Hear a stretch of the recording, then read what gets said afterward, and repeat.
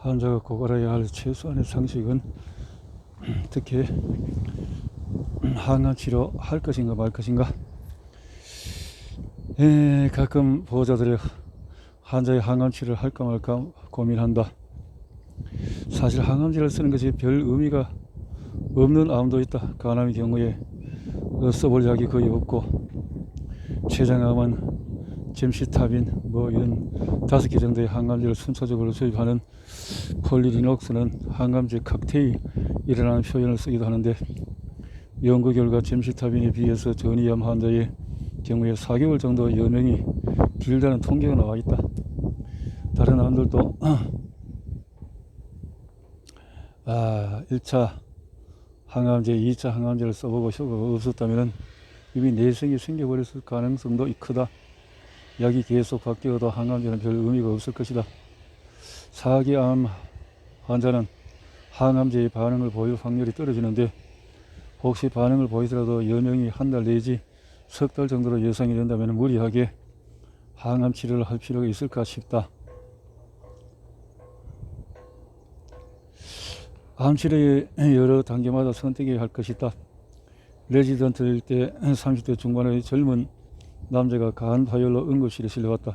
쇼크 상태로 실려온 환자인데 죽기 일보 직전이었다. 복강에 피가 차올라 있었기 때문에 연구진이 모여서 응급수술로 치료를 해서 살려놨는데 상태가 너무 안 좋았기 때문에 바로 검사는 하지 못했다. 어느 정도 혈압이 오르고 상태가 호전된 다음에 검사를 실시했는데 간암으로 인한 간 파열 진단이 나왔다. 어렸을 때부터 간염에 걸렸던 것이 원인이었던 것으로 보였다. 암 진단을 받는다는 것은 환자에게 엄청난 스트레스를 주는 경험이다. 환자는 물론이고 가족 전체의 삶을 바꿔놓는다. 폐암 선고를 받은 36세의 의사의 마지막 순간을 담은 숨결이 바람이 될 때라는 책에서 암 환자의 물리적인 고통과 심리적인 갈등을 잘 들여다볼 수 있다. 항암 치료를 할 것인가, 여명 치료를 할 것인가, 우리 삶에서 가장 중요한 것은 무엇인가. 이렇게 치료가 가능한 변이의 진단을 받고 하얀 아락 타세바를 복용한다. 많은 사람들이 암 진단을 받으면 일을 아예 그만두거나 아니면 정반대로 일에 몰두한다.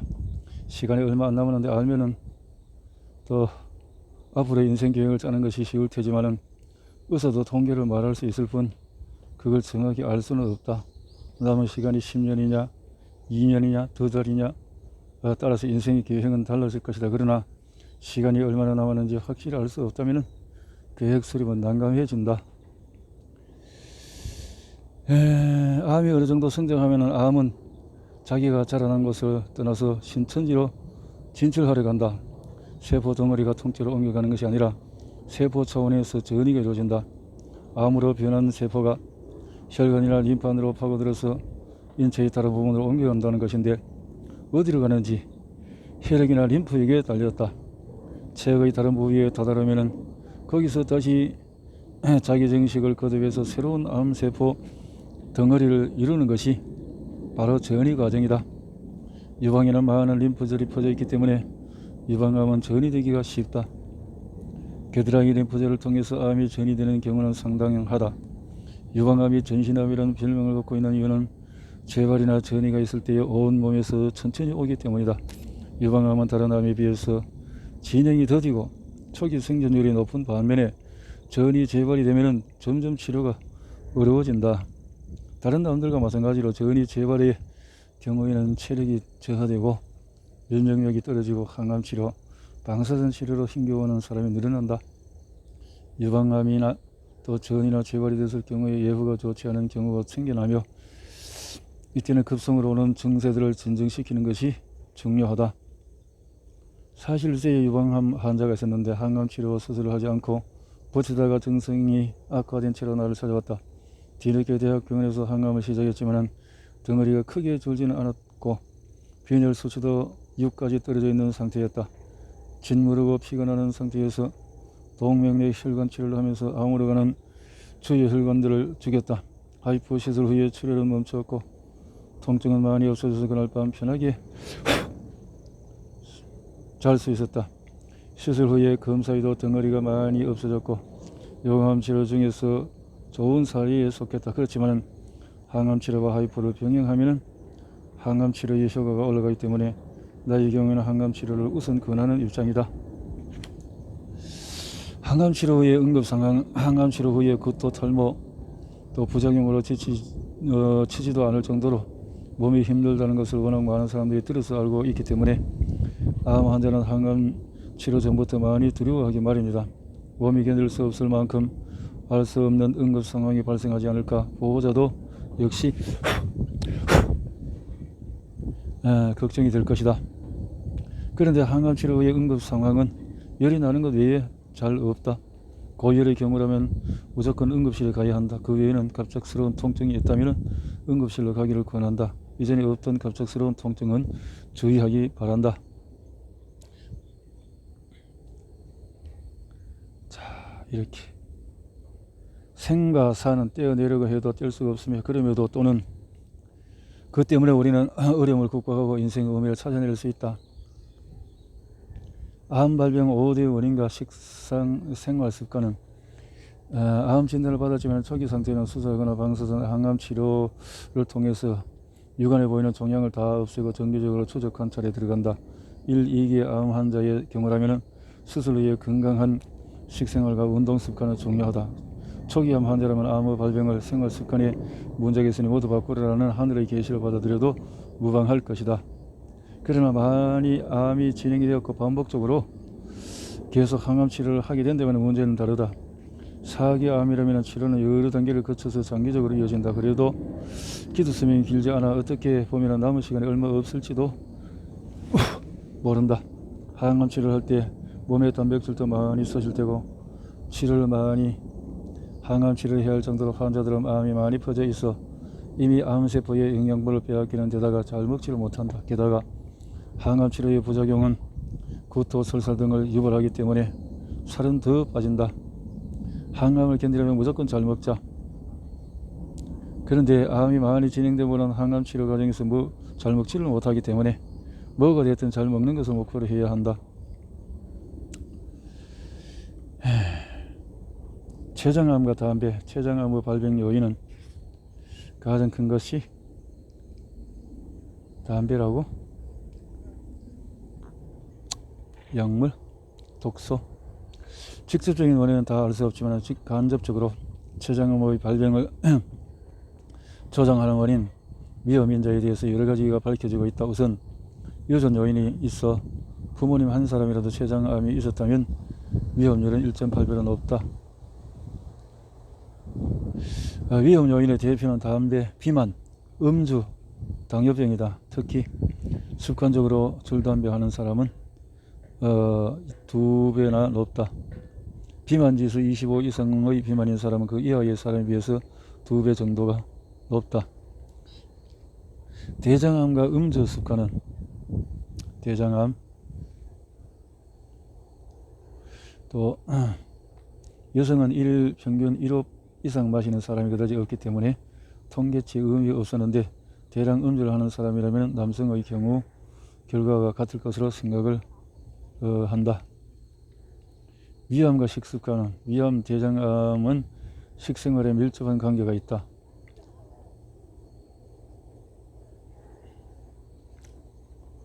어느 피부암 말기 환자였다. 피골이 상접하고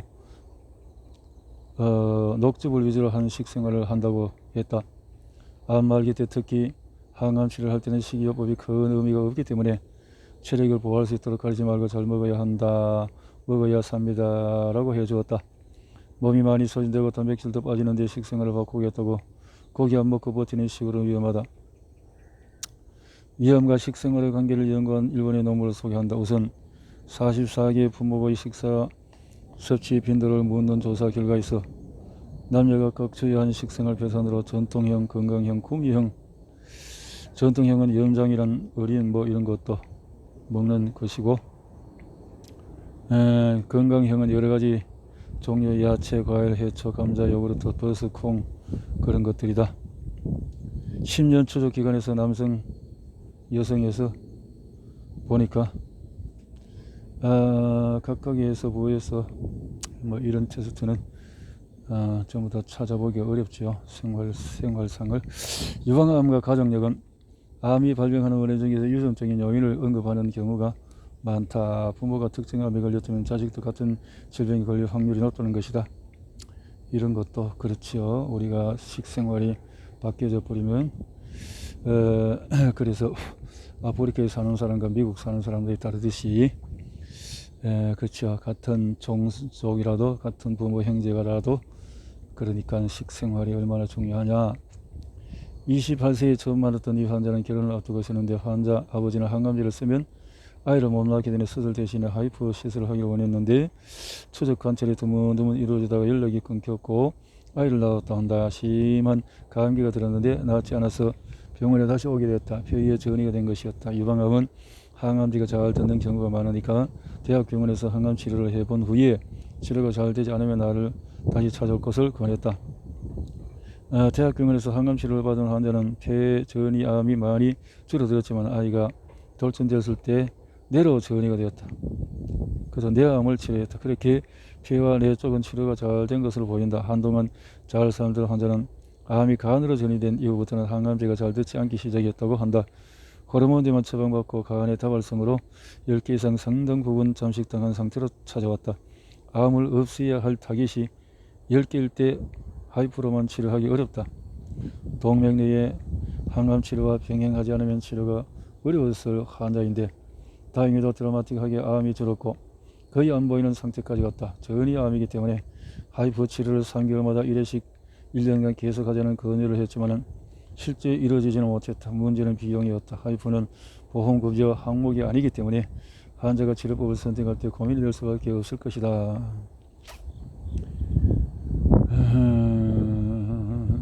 돈이 많이 드는군요. 대장암과 운동 부족이라 식생활에서 그렇다. 식생활 개선으로 암을 예방할 수 있다는 얘기가 많이 나오고 있는데 그 중에서도 운동이 대장암 발생을 억제하는 기준으로서 다음과 같은 것이 예상되고 있다. 운동을 하면은 암 중에서 성호르몬이나 프로스타글란딘이라는 호르몬이 과잉 분비되는 것이 관련이 되는 경우가 있는데 운동은 그것들의 과잉 분비를 억제한다고 알려져 있다. 운동을. 그래서 구체적으로 주 2, 3회 한 번에 30분 이상 몸 전체 땀이 배일 정도로 움직이는 것이 좋다. 갑상선 암의 환경 요인은 어떤 것이냐. 조립 공장에서 갑상선 암과 방사선과 상관관계가 굉장히 명확하다. 갑상선, 후쿠시마 원전 폭발로 인한 방사선 노출 때문에 10년 뒤에도 우리나라도 갑상선암 발병률이 점차 높아질 것으로 예상이 된다. 1980년 체르노빌 원전 사고가 터졌을 때 추적 관찰을 했는데 갑상선암 발병률이 높아졌다는 보고가 있다. 처음 방사선 치료가 등장했을 때 의사들이 방사선에 대해서 긍정적인 환상을 가지는 경향이 있었다. 그러다 보니 1940년대 50년대 여드름 치료에 방사선을 썼다. 여드름 환자들은 거의 10대 소년이었는데 약한 노출은 문제가 없다고 생각했다. 나중에 이들은 비교적 이른 나이에 갑상선 암이 많이 생겼다는 보고가 있고 그래서 그 치료는 폐기가 되었다라는 거죠.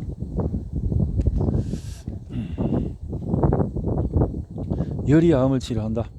저체온은 우리 몸에 많은 영향을 미친다. 체온이 내려가면 혈액순환이 떨어지고 면역세포는 백혈구 안에 있는데 바이러스가 침투했을 때 없애주는 역할을 하기 때문에 면역을 높여줄 수 있도록.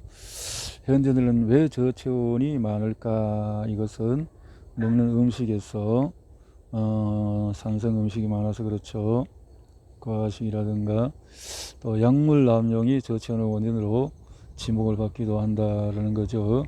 체온이 떨어지면 혈관에도 문제가 생겨서 또 당뇨, 고혈압 이런 각종 결림, 통증이 발생할 수밖에 없다. 온열 치료가 방사선 효과를 높인다. 생로 병사의 비밀에서 고대로부터 의사들이 열로 질병을 치료했다는 근거로 두 가지를 든다. 유방의 종괴를 고온의 열로 치료했다. 뭐 이런 거. 하이프는 암이 재발했을 때 수술하는 경우에 개복 수술로 종양을 떼어내는 대신에 종양 부위에 초음파를 써서 하는 방법. 고온 온열 치료법은 종양이 있는 부위에 전기 에너지를 흘려보내서 종양의 개설을 유도하는 방법이다. 암세포는 정상세포도 사실은 온도가 증가하면 모두 사망한다. 다만 암세포는 43도 이전에 암세포가 파괴되고 사망하는 데 비해서 정상세포는 47도까지도 큰 문제가 없다. 그래서 그 온도 차이를 이용해서 43도까지만 고온을 유지해주면 정상세포는 내버려둔 채 암세포만 파괴시킬 수가 있다. 좋은 내용이네.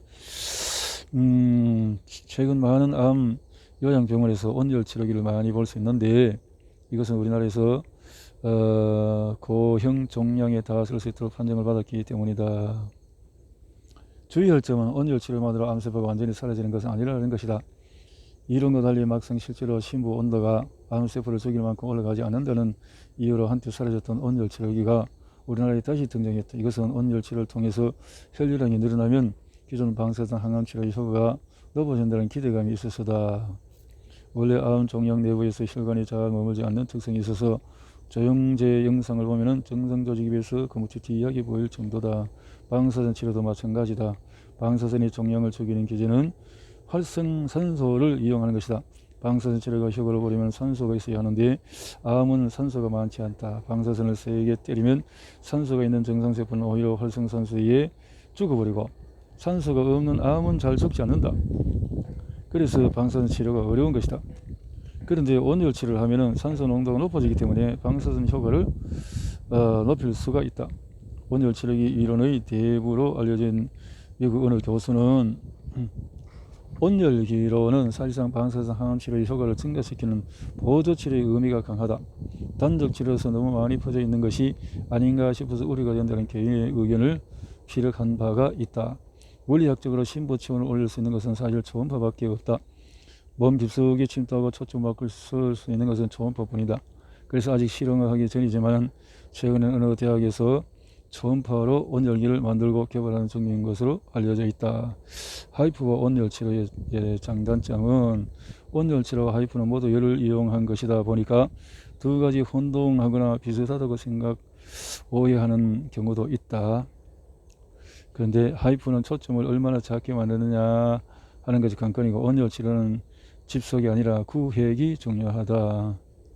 온열치료기가 보조 치료하는 데 비해서 하이프는 적극적인 치료 수단으로 활용해 볼 수 있는 여지가 있다. 열로 한다는 거죠. 암 환자가 꼭 알아야 할 주의사항은 체온 1도 올리면 암에 걸리지 않는다는 속설이 퍼진 뒤에 암 환자들이 썩드머니나 불감하에 몰려있는 경우가 많아졌다. 예를 들어서 병원에서 항암치료를 실패하자고 했는데 너무 힘들어서 3, 4회 실시한 후에 포기한 환자들이 대체요법으로 생각하면서 옮겨간 사례들이 꽤 있는 모양이다. 쑥뜸이라든가 찜질방에서 이렇게 하는 사람들이 많다는 거죠. 암 환자가 일상생활에서 찜질하거나 온열 매트에 누우면 편안히 쉬겠다고 하면 의사는 말리지 않는다. 얼마든지 하라고 하지만 엄연히 치료 목적으로 권하는 것은 아니다. 온열 매트리스가 암 치료에 효과가 있다며 논문까지 올려놓고 광고를 하는 것도 있다고 한다. 정작 논문의 저자는 온열 매트리스 자체로는 치료가 안 된다고 분명하게 밝히고 있는데도 말이다.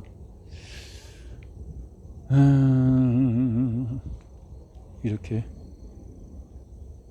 약용식물과 자연치유에 관하여 의과대학 시절의 약용으로 정통의학에서 항암치료 방사선 수술이라는 진보를 거듭하고 있고 효과 좋은 보완요법의 장단점을 파악하라 해서 보완요법으로 통해서 다양하게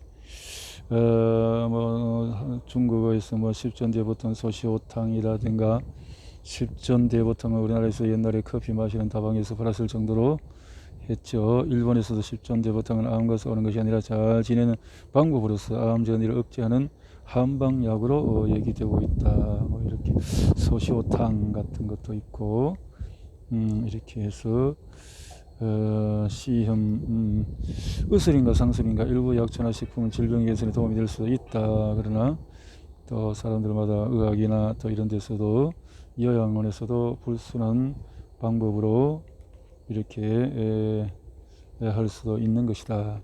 항암치료와 항산화요법을 병행하는 문제는 어떨까? 그래서 항산화 산소는 인체에 꼭 필요한 것이지만 우리 몸에서 대사작용을 거치고 남는 산소는 유해한 활성산소가 된다.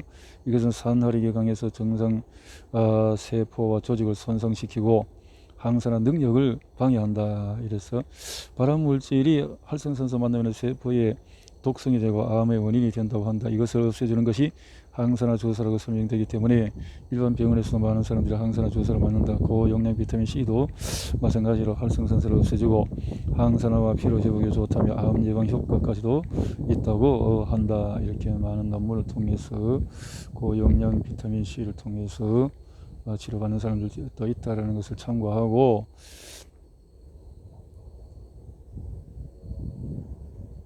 어떻게 살 것인가?